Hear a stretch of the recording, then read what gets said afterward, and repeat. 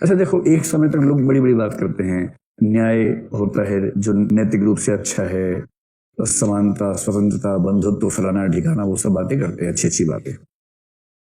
अब आप आईएएस बन जाएंगे। आईएएस बनने के मूल में आपकी इच्छा, आप में से अधिकांश की इच्छा ऐसी हुई कि मैं जहां भी रहूंगा वहां राम राज्य स्थापित कर दूंगा, न्याय का जमाना, सतयुग की स्थापना होगी मेरे आने के बाद। और उस जिले के इतिहास के दो ही चरण माने जाएंगे, एक मुझसे पूर्व और एक मेरे आने के बाद। ऐसा भाव आता होगा मन में, आना भी चाहिए, कॉन्फिडेंस होना चाहिए। पर अगर आप में से 100 लोग ऐसा सोचते हैं तो उन 100 में से कम 90 लोग 3, 4, 5, 6 साल की नौकरी के बाद वैसे रह नहीं जाएंगे जैसे अभी है, क्योंकि वहां की व्यवहारिक सच्चाइयां अलग किस्म की है। आप एक जिले के एसएसपी होंगे और सीएम आपको फोन कर देगा और सीएम कहेंगे एसएसपी साहब ऐसा है, 3 लोग हैं, एनकाउंटर करना है। आप कहेंगे सर क्या अपराध किया है? अरे मैं कह रहा हूं ना, करना है। बाकी तुम 20-30 और मार लो, मैं पूछूंगा नहीं कुछ भी, ये 3 हमारी तरफ से मार देना। लिस्ट भेज रहा हूं, 2 दिन के अंदर निपटाना है। इनके हाथ में हथियार दे देना कुछ कुछ, और तुम्हें तो पता ही कैसे मारते हैं, निपटा देना। और सीएम नया नया अपने 5 साल तक रहने वाला है, लोकप्रिय इतना है कि शायद अगले 5 साल भी रहेगा। यानी आपके एसएसपी होने का जितना करियर बचा है उतना पूरा करियर खत्म कर सकता है, तबाह कर सकता है। फिर से आपको चांस मिले ना मिले अच्छा पद मिलने का ये खतरा है।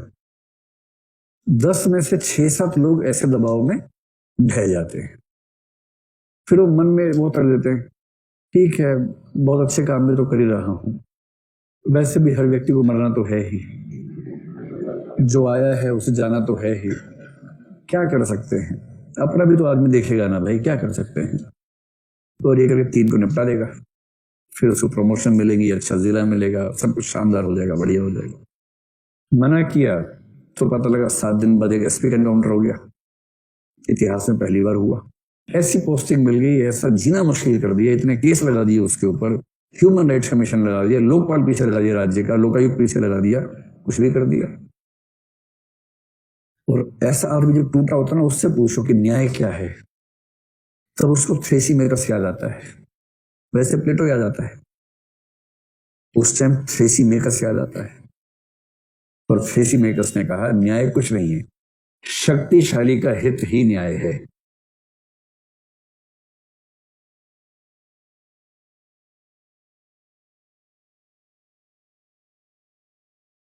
शक्तिशाली का हित ही न्याय है, सारा खेल पावर का है।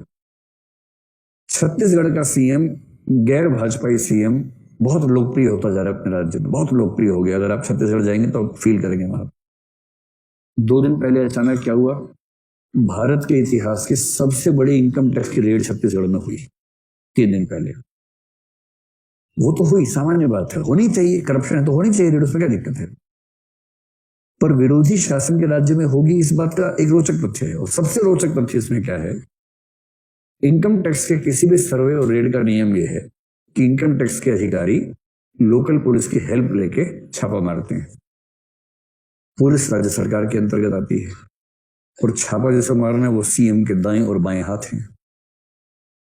स्वाधीन भारत के इतिहास में पहली बार इनकम टैक्स की रेड सीआरपीएफ के साथ मारी गई है, सेंट्रल रिजर्व पुलिस फोर्स साथ में गई है, ताकि राज्य के मुख्यमंत्री को पता वैसे भी नहीं चलता, ऐसा कोशिश कर सकते हैं, लेकिन राज्य का मुख्यमंत्री कुछ कर ही ना सके। फेडरलिज्म नए स्तर पे आ गया है हमारा।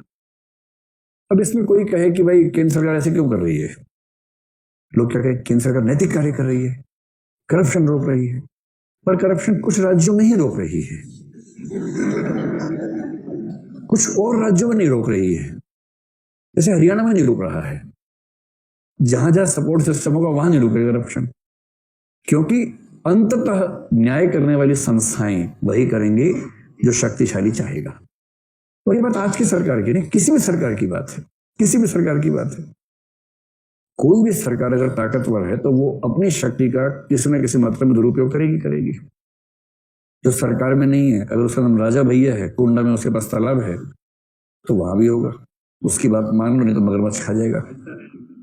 ऐसा नहीं है, ऐसा अखबार में पढ़ा हमने तो भाई, पता नहीं। अच्छा, मतलब हमें व्यक्ति विशेष से मतलब नहीं है, टेंडेंसी की बात कर रहे हैं। इसलिए कुछ लोग बोलते हैं व्यावहारिक बात, ये कह रहे हैं बड़ी बड़ी बात मैं भी हाँक सकता हूं, लेकिन सच ये है कि न्याय कुछ नहीं है। जो शक्तिशाली चाहता है उसी का नाम पड़ जाता है न्याय। यही मैकियावेली ने कहा 16वीं सेंचुरी में, न्याय क्या है? जो प्रिंस चाहता है वही न्याय है। वो तो इस हद तक कह रहा है नैतिक कार्य वो नहीं है जिसको प्रिंस को करना चाहिए, जो प्रिंस करता है वो नैतिक है। प्रिंस को नैतिक कार्य नहीं करना है, जो प्रिंस करेगा वो नैतिक होगा। इससे नैतिकता की व्याख्या प्रिंस से तय होगी, न्याय की व्याख्या शक्तिशाली से तय होगी। इन दुष्टों का दर्शन पढ़ के क्या लगता है?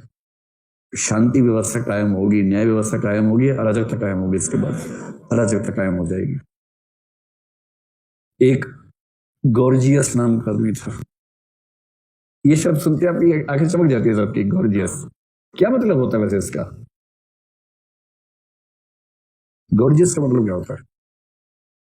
गॉर्जियस एक सौंदर्य का वो है, तारीफ करने का शब्द है।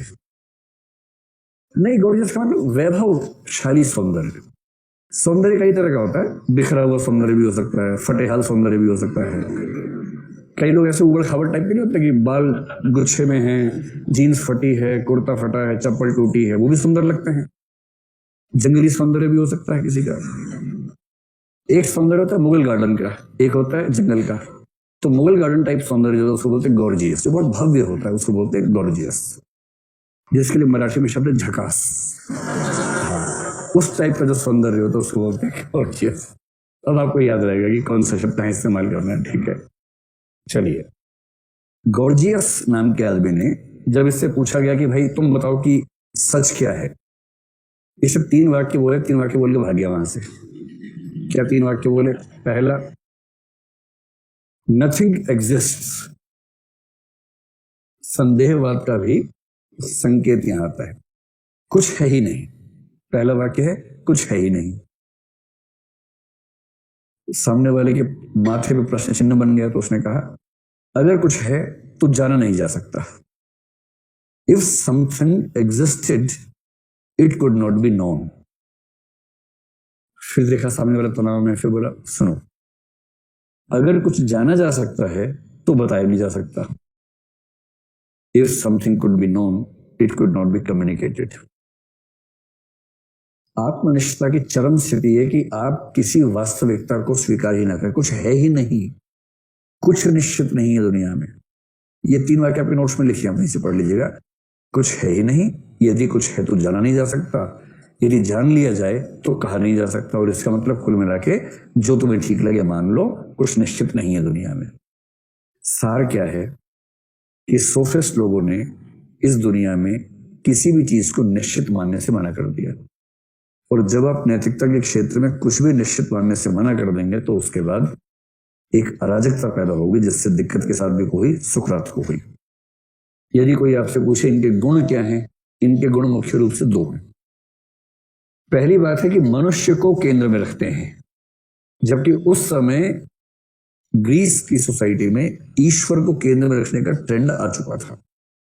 ईश्वर नहीं, देवता होते थे वहां पर। वहां के देवता कैसे होते थे अगर आपको देखना हो ना, जैसे कुछ तो रोमन गॉड्स होते हैं। दुनिया में सबसे सुंदर शरीर का ढांचा माना जाता है रोमन लोगों का, जो रोम के लोग हैं, प्राचीन रोम के, जो रोम के आदर्श माने जाते हैं। अपोलो जैसे एक देवता है रोम का। वैसे अभी भी ट्रेंड ये है कि जो लोग बहुत सुंदर बॉडी वाले व्यक्ति होते हैं उनको रोमन ब्यूटी कहते हैं उनको।